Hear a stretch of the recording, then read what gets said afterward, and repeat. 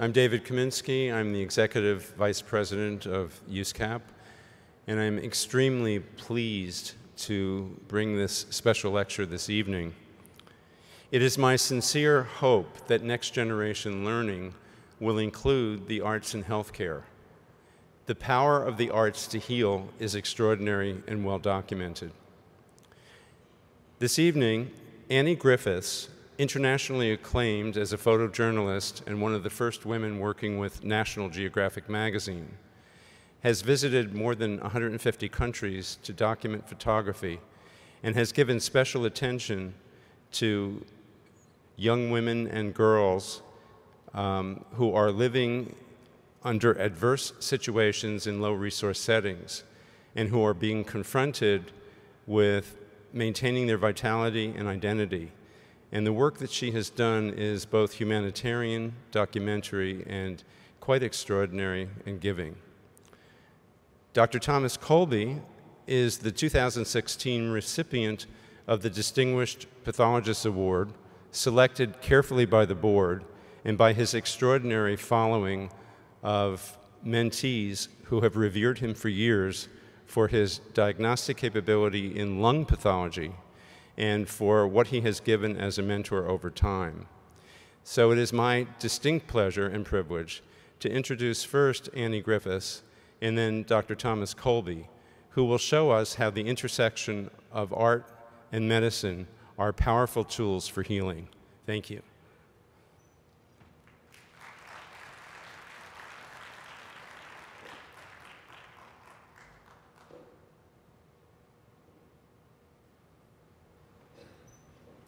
Good evening, and thank you. I know there are a lot of parties going on, so thank you for coming tonight.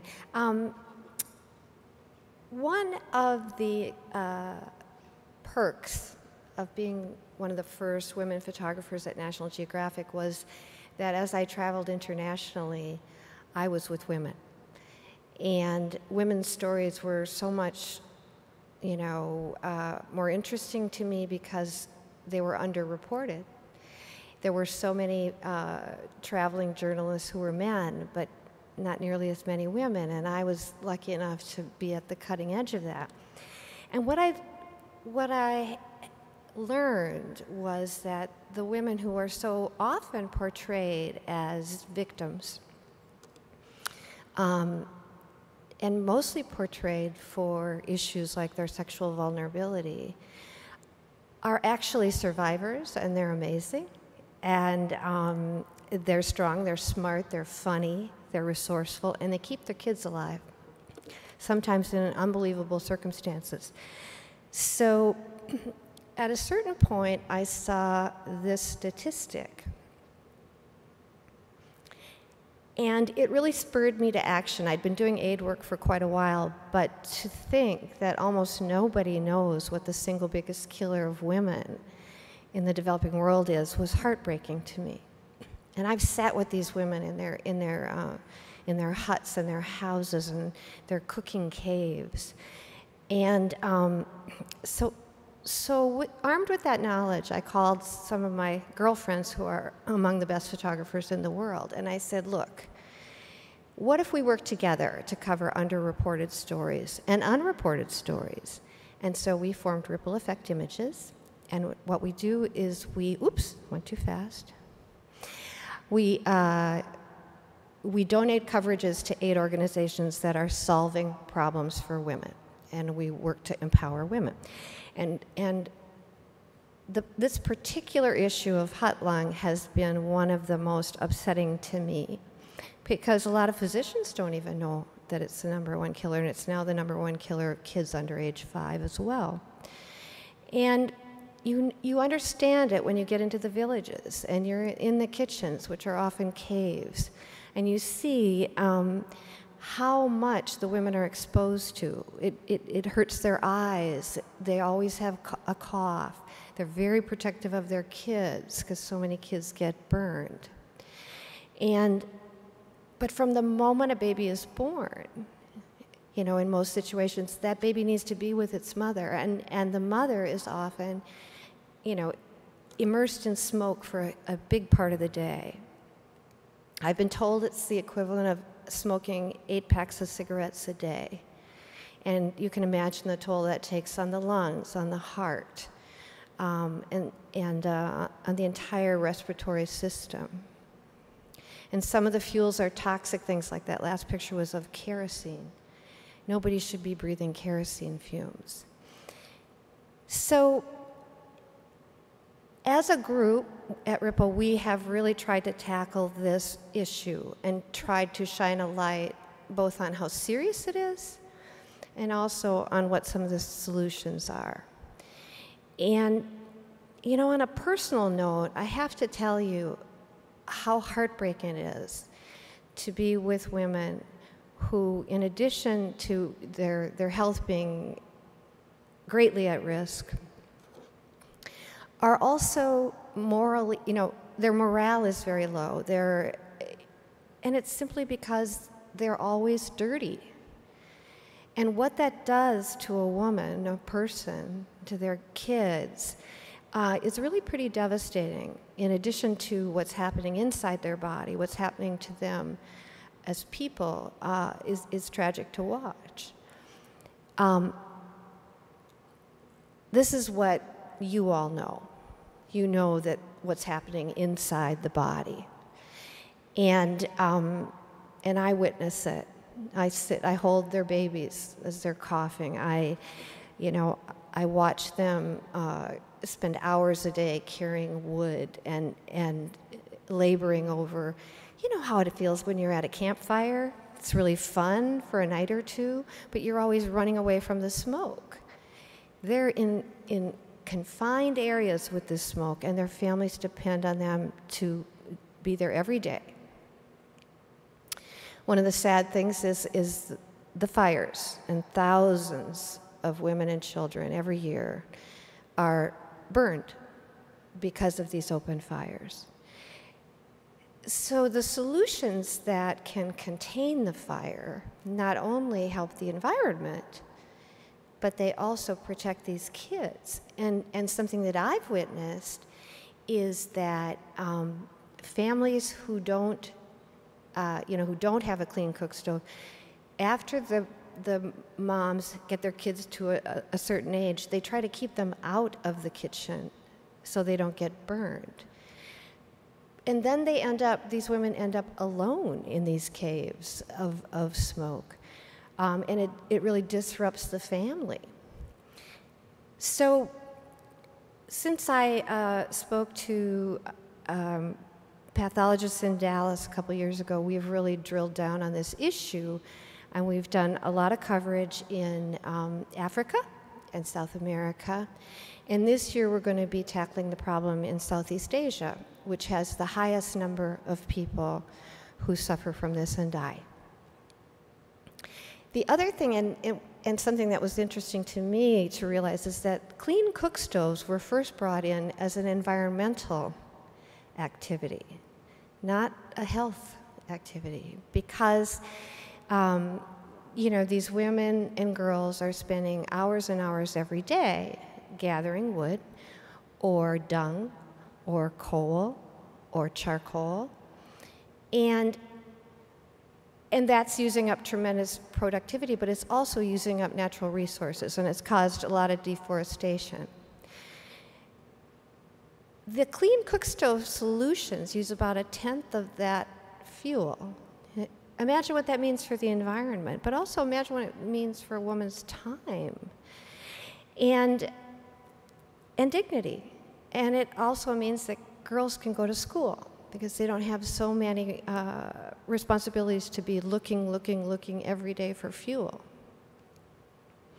And it's happening all over the world. And the thing that's important to me is to raise awareness in the broader world. And you as physicians can be so much a part of this, of saying this is not right, this is devastating, everyone should know about it, and it's preventable.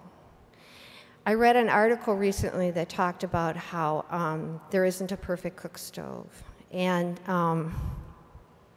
of course there isn't. There are different altitudes, there are different climates, there's different everything. But when you involve women as entrepreneurs or as factory owners, or you bring that solution to local communities, a lot of the problems that people criticize cook stoves for start going away. Because the women are perfectly capable of learning to build many of the stoves. They, like so many problems we can help them solve, if you just give them a little engineering know-how, they are more than happy to do the work, especially when it means something in every day of their lives and the lives of their kids. And the situation with their kids is it's really devastating. I mean, I was with a woman in Guatemala, and she said she's scared to have her kids in the room. Her kids are already coughing. She's had to rush them numerous times to a clinic because they get a respiratory condition that terrifies her because their coughing is so serious. And these women will accept the solution. And if they're part of the solution, if we empower them, it's going to change things dramatically. It also causes terrible heart conditions. There's a serious cardiopulmonary side effect of this. And what I have seen is that simple things like teaching women how to vent a fire, contain it and vent it. And you'll see in some of the slides, the cook stoves come in all different sizes and shapes.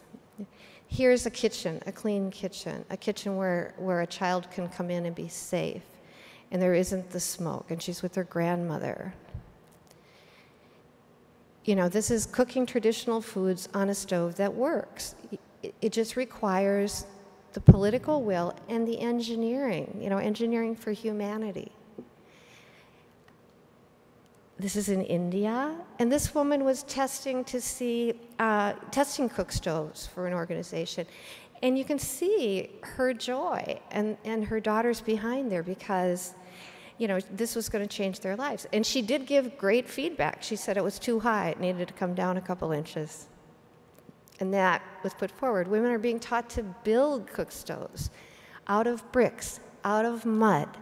You know, there are so many solutions that can be done locally rather than always being in search of the perfect cook stove solution.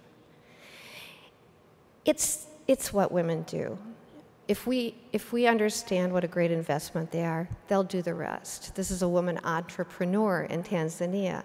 So her community trusts her. And she then becomes the repair woman for the organization.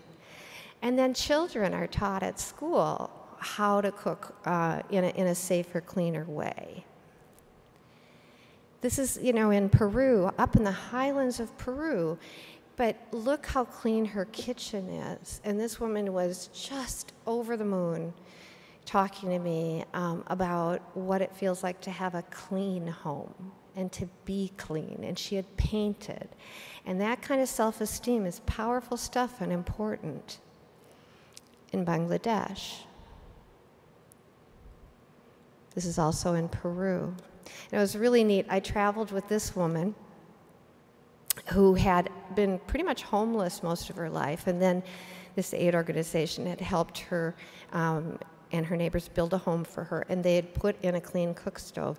And then I went to her house, and then I traveled with her to an island where people were, really had no means to or knowledge to lead a healthier life, and she was the spokesperson for the entire Clean Kitchen project for Heifer International.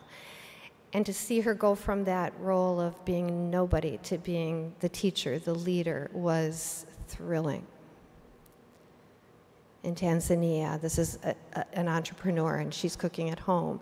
And she told us that the cook stove also helps her keep her cattle alive because she doesn't have to go these long distances to get wood and stuff, and she can stand guard at night when the hyenas come in.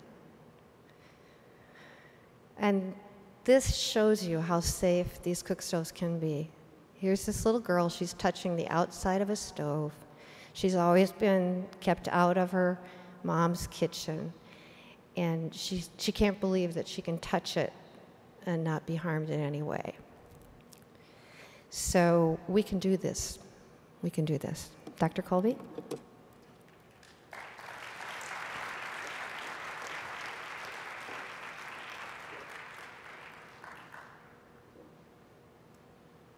Thank you, Annie. Thank you, David.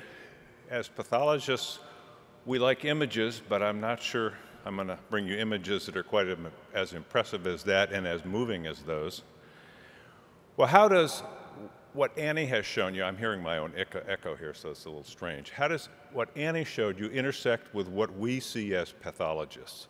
So my job is to show you the pathology of what is commonly called simply hut lung, and how does that happen? And I went on the internet when David asked me to do this, and I found some pictures. This is on Google. I don't know, Annie, you may be taking some of those pictures, but you just Google hut lung and you find pictures very similar to the ones that you showed, but the quality of them probably isn't as nice. What happens to these patients' lungs is they're diseased. Many of them get pulmonary fibrosis. And we're pathologists, we might call that end-stage lung. We think of honeycomb change when we think of pulmonary fibrosis. But I was surprised when I went on the Mayo Clinic patient web portal.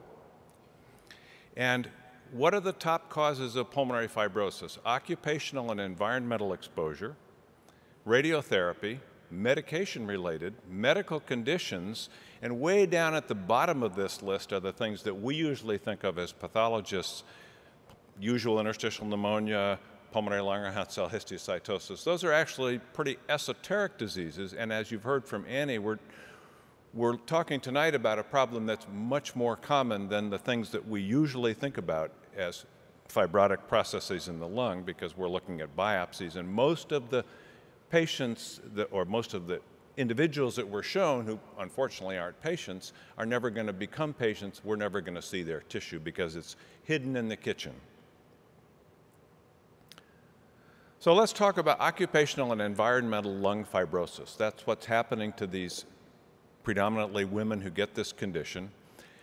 We can divide occupational and environmental lung fibrosis into two broad groups. There's pneumoconioses, which are due to particulate dust exposure, and those would be the things that we classically think about with pneumoconiosis: silicosis, silicatosis, asbestosis. And then there are those that are immunologically mediated, hypersensitivity pneumonitis being an example, borreliosis being an example. And just to illustrate those, we have the pneumoconioses, which are due to particulate dust. That's bits of material in the air that we breathe, and you know these are generally less than 10 microns to get into the lung, but they're prevalent in smoke. We can just have simply dust-filled macrophages with anthracosis, as you see there on the left. Some individuals breathe in large amounts of silica and silicates, and those are those weakly and brightly birefringent particles there in the center. And then, of course, asbestos bodies are due to asbestos fibers being coated with iron as they reach the distal lung parenchyma. And those are the things that we think of when we think of pneumoconiosis. Immunologically mediated things are shown here, such as farmer's lung, with the organic antigens that grow in hay that farmers are exposed to, with the dander in bird feathers that causes bird fancier's lung or bird fancier's hypersensitivity pneumonitis. And then in beryllium, the metal beryllium induces an immunologic reaction with granulomas that is very similar to sarcoidosis. Those are the things that we typically think about as pathologists who look at biopsies when we think of environmental and occupational lung fibrosis. When we're taught in medical school what causes pneumoconiosis, we're told it has to be an occupational exposure. You're a miner. You are into refining. You do transport the stuff from the mine to some other place on the job site. You cut stones. You do foundry work. Sandblasting is a classic exposure for silicosis. And you can see other things mentioned there. Notice that these are all occupations. So that as physicians in medical school, we're not really taught to ask, what are you exposed to at home? We're taught to say, well, what kind of work do you do? And then we think about what is your exposure related to that occupation. The key point of this special lecture tonight is that you don't need to have one of these classic occupations to have a significant toxic dust exposure, one that you, as you heard previously, may be fatal in a large number of individuals. There are domestic exposures, and that's what we're talking about tonight. Hut lung is a convenient term for this, a domestically acquired pneumoconiosis. There's been a number of reports from this starting about 1991, but I think the number of reports in the medical literature are far fewer than the number of individuals affected by this. This is sort of a hidden disease that doesn't really get much press, and Annie is trying to bring it to the press. Here's another report from Himalayan village, silicosis. Here's another report about hut lung. These are mostly case reports here in the States. Here's another one, wood smoke-related pulmonary disease, a case of hut lung with EM studies. How big a problem is this? Well, I think you've heard about this. This is a huge cause of mortality worldwide in a population of individuals, mainly women who are in the kitchen, who really never even come to medical attention for a whole variety of reasons. Well, let's take a step back and look at what happens when we breathe in dust. Well, there's three main sites of dust deposition, particulate debris.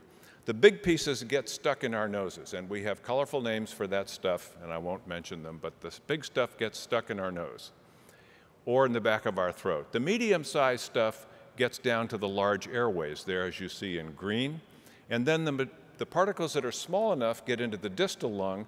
10 microns is generally the size that we think of when a dust particle is small enough to get into the distal lung, but asbestos fibers can be longer, and because of their aerodynamic effects can get into the distal lung as well.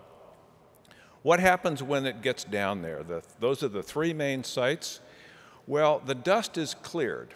The dust is cleared by going into the bloodstream if it's really tiny particles. It's cleared in the lymphatics, and we'll talk about all of these, and it's cleared in the mucus. You know that we're constantly producing mucus with our goblet cells, and this mucus is transported up with our cilia, and we have what's called the mucociliary escalator. And I love that term, the idea that this dust is always gradually coming up, and when we clear our throat, that's our mucociliary escalator at work. And again, off the internet, which is my favorite site to get some of my pictures these days, what happens when a coal miner who's been at the mine all day starts coughing up sputum? The sputum is going to have the coal in it. You see that brown coal miner sputum there at the top, and on the bottom you see a cytologic preparation with large numbers of Anthro Kotik-filled macrophages, and we're all familiar with those in our sputum cytology specimens. Well, the dust that gets into the lung, and this is a case of anthrocosilicosis, the dust that gets into the lung is going to be around the airways. If it isn't cleared, it's going to be deposited. In the upper left, you have an alveolar duct region that has anthracotic pigment in what we call a dust macule. You also see dust around the small airways. Lower left is a bronchiole with that dark dust around it. And then some of these dust-filled macrophages are going to get into the lymphatics because that's our other clearance mechanism. The dust gets into the lymphatics and is cleared out to our hilar nodes, to our mediastinal nodes, and in your lung cancer specimens, those are the pigmented nodes that you see in an individual who's been a smoker. At the right-hand side, you can see dust-filled macrophages along the lymphatics, and then in the pleural lymphatics there on the lower right. Airway-centered dust, dust in lymphatics. The lymphatics are also in the pleura, and here is a typical gross appearance of an anthracotic lung with lots of lymphatic spaces. I think I might have a cursor here. I don't really have a cursor to. Yeah, you can see the lymphatics are outlined there in the upper right. It's too hard to use. The lymphatics are outlined in the upper right with all the dust in the macrophages around them. And then, of course, you get pigmented hilar nodes. And sometimes you will even see dust deposition in the large airway. And the last picture there is a bronchoscopic picture of a dust macule in the wall of an airway. So when we breathe in dust, normal reaction is to try to get rid of it. but we overwhelm that system when we develop a pneumoconiosis, when we get hot lung. We're overwhelming our clearance mechanism. So here is a patient with anthrocosilicosis. This is an occupational exposure, and there are dust-filled macrophages around small vessels there on the left-hand side. There's a little nodule of dust-filled macrophages in the pleura. The system now is overwhelmed. These macrophages cannot be completely cleared. They sit around, they induce a fibrotic reaction. There's an early silicotic nodule, that pink silicotic nodule. Then the fibrosis becomes progressive, and we get large regions of fibrosis, as you see there on the right-hand side. That grayish tissue in the upper right is all densely fibrotic lung, where silicotic nodules have coalesced.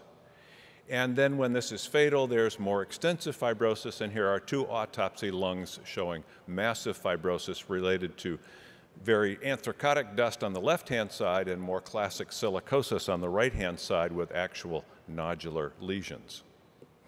And the dust gets into the mediastinal and hilar lymph nodes, and some of you may recall this paper from Juan Rosai of the dust in the nodes inducing a proliferative fibrotic reaction, a so-called anthrocosilicotic pseudotumor. So hot lung, what we're talking about, the exposures are wood smoke, cow dung smoke, grinding maize, dust in the ambient air, and sometimes the term biomass is used as just a generic term for the kind of fuels that are being burned. Radiologically, nodules are described, reticulation, ground glass opacities, peribronchial vascular thickening, massive fibrosis, mediastinal adenopathy, all the features that we see in these classic pneumoconioses that I showed you. And histologically, hot lung looks like any other pneumoconiosis that we see pathologically. So the radiology and pathology of hot lung are similar to classic pneumoconioses. And here are some examples. Here is a patient with heavy carbon dust exposure or anthracosis. There's enough dust in this patient's lung then to, number one, cause symptoms, and number two, cause radiologic findings. And that's what pneumoconiosis is. It's enough dust in the lung to cause abnormalities. This is a 38-year-old Haitian woman with a presumed domestic exposure. Here is the case that Mukhopadhyay described, and he kindly sent me the slides. Another case with large amount of anthracosis and a trichrome stain on the right-hand side there highlighted the fibrosis that's associated with the dust. So not only the dust itself is a mass lesion, but it induces fibrosis and then all the other problems that lung fibrosis results in. And here is a case from Kelly Butner, which is essentially a mixed dust fibrosis with a large nodule of pink fibrosis in which you can see lots of dust-filled macrophages. And on the lower right-hand side, a lot of birefringent silicate particles. So this is an anthrocosilicotic nodule related to a domestic exposure. In that same case, there was a nodular proliferation around a large airway, and you can see that fibrotic and pigmented reaction at the top working its way in and around a large bronchus. You could call that an anthrocosilicotic pseudotumor. So what is hot lung? There's been a suggestion that this should be called domestically acquired particulate lung disease, and there's some other similar terms. I mean, it's fine to call it that, but I think we need to realize this is simply pneumoconiosis. This is just pneumoconiosis as we see it in patients that have the classic occupational exposures. And by definition, pneumoconiosis, lung disease caused by inhalation of dust particles. And I'll leave you with one other gem from Google. Annie mentioned this about sitting around the campfire. I'll leave this, you can read this at your leisure. You like sitting around a campfire? Well, you can do that, or you can smoke a pack of cigarettes or a pack and a half.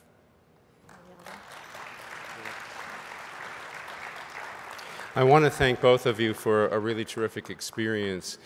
I think the importance of this combined lecture is that as the migration of the pathologist occurs from the laboratory to the bedside, as we become more involved in clinical care, and as the patient becomes more central to what we do, we are very conscious at USCAP that personalized medicine begins with personalized education. We're also very conscious that pathology really has meaning to us when we see its impact and involvement with and its integral nature with clinical care. If we're considering global outreach as one of our strategic goals, certainly the access to humanity that has been demonstrated to us through the photography of Annie Griffiths and the expertise in pathology that makes all of that worthwhile, demonstrated by Tom Colby, gives perfect significance to this lecture and to our global effort. So thank you all, and particularly the two of you. Good evening.